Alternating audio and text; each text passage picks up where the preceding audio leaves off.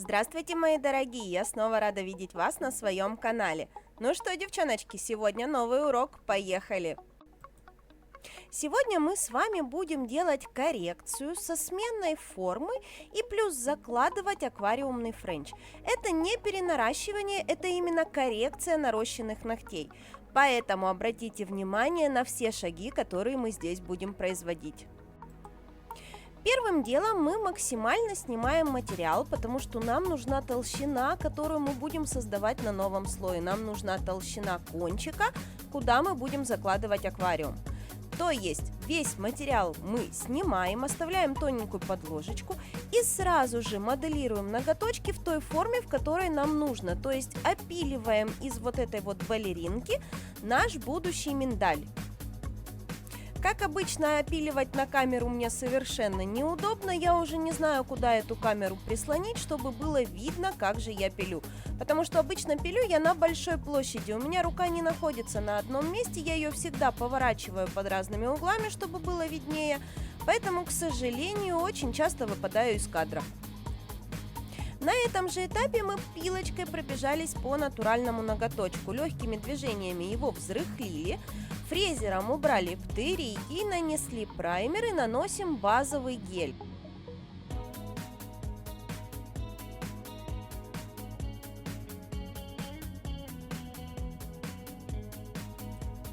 После того, как мы хорошенечко просушили базу, гелем желе начинаем моделировать язычок нашего удлинения. Обратите внимание, максимальное количество материала у нас находится в кончике язычка. Именно из этого материала мы моделируем такой себе навесик, козыречек, который даст нам чистоту нашей будущей улыбки.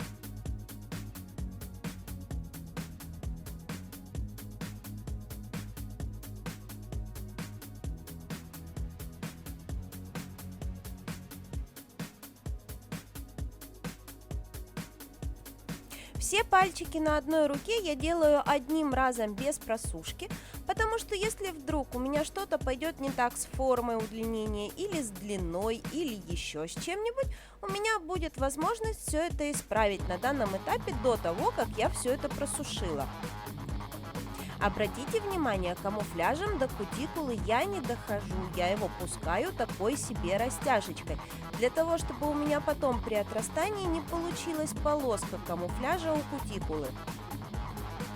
Также обратите внимание на толщину слоя камуфляжа, потому что камуфляж желе очень пигментирован, и если у вас слабенькая лампа или если вы слишком навалите толстый слой, то он у вас просто не просохнет. Поэтому очень внимательно на данном этапе мы не выстраиваем себе прям гору материала, мы моделируем такую среднюю толщину, где-то высота козырька у нас получается 1–1,5 мм. После того, как мы выстроили все пальчики, отправляем их в лампу на просушку на 2 минуточки. Материал, который использовала в данном ролике, ссылочку на него я вам оставлю в описании.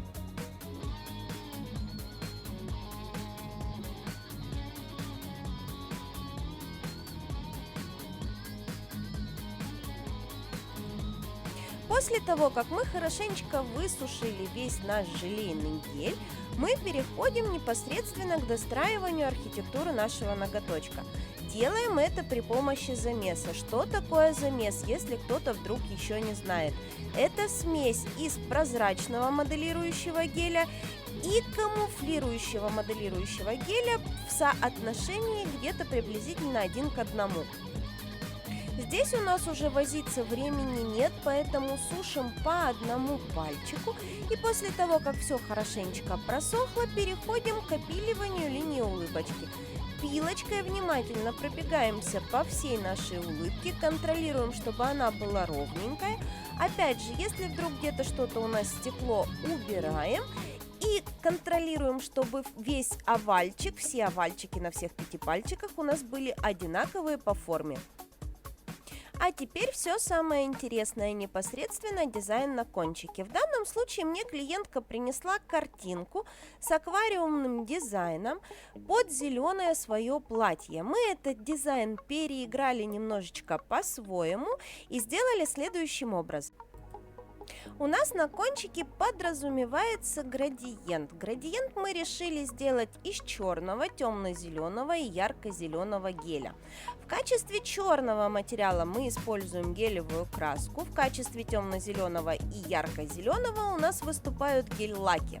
Поэтому работаем по-мокрому. Сначала мы нанесли черную основу, прокрасили все бортики наших удлинений и потом уже непосредственно на каждом пальчике создаем градиент.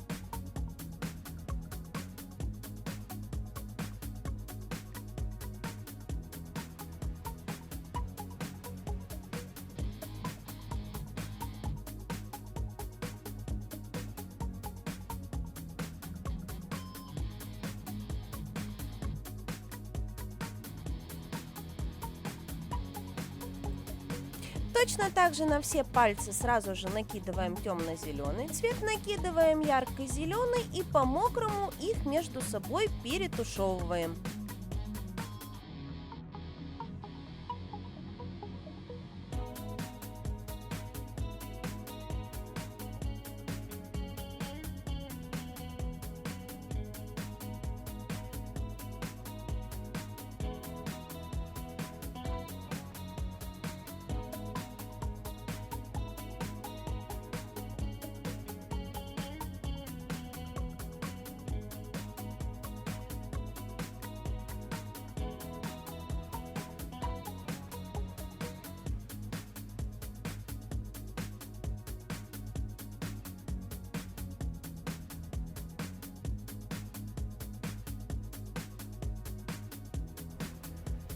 В данном случае какая-то слишком чистая, слишком плавная, слишком аккуратная растяжечка нам не нужна, потому что потом все косячки, которые у нас остались в переходе цвета, мы спрячем под блестками. Они здесь у нас предусмотрены. В любом случае еще сверху будет материал, который это все перекроет, который скамуфлирует какие-то там наши огрешности. Поэтому слишком много уделять внимания именно градиенту не стоит, потому что здесь достаточно просто хаотично перемешать между собой цвета и на этом остановиться.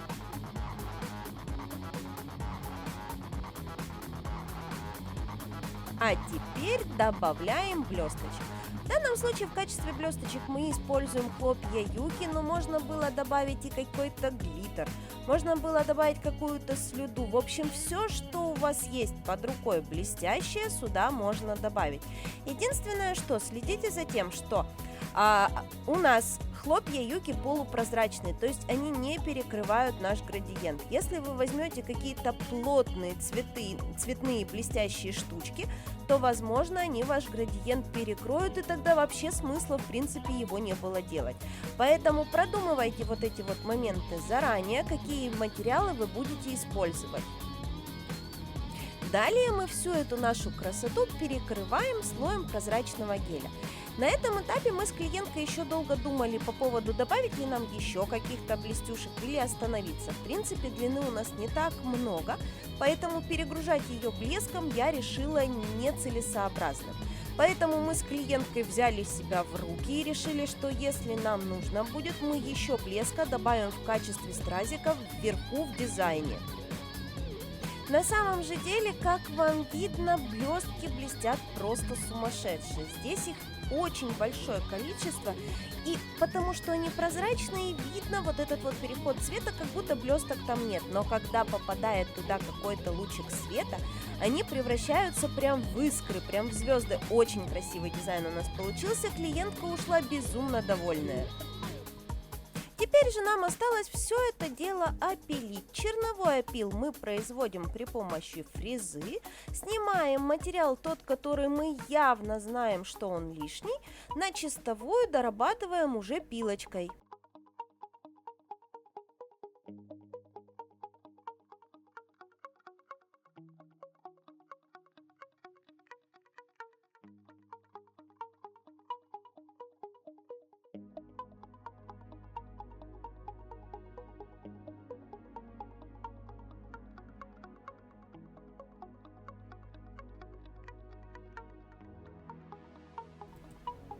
Ну и все волшебство аквариумного френча видно только после перекрытия финишем, потому что именно в этот момент происходит волшебство, когда вы и клиентка реально прыгаете на стуле от удовольствия.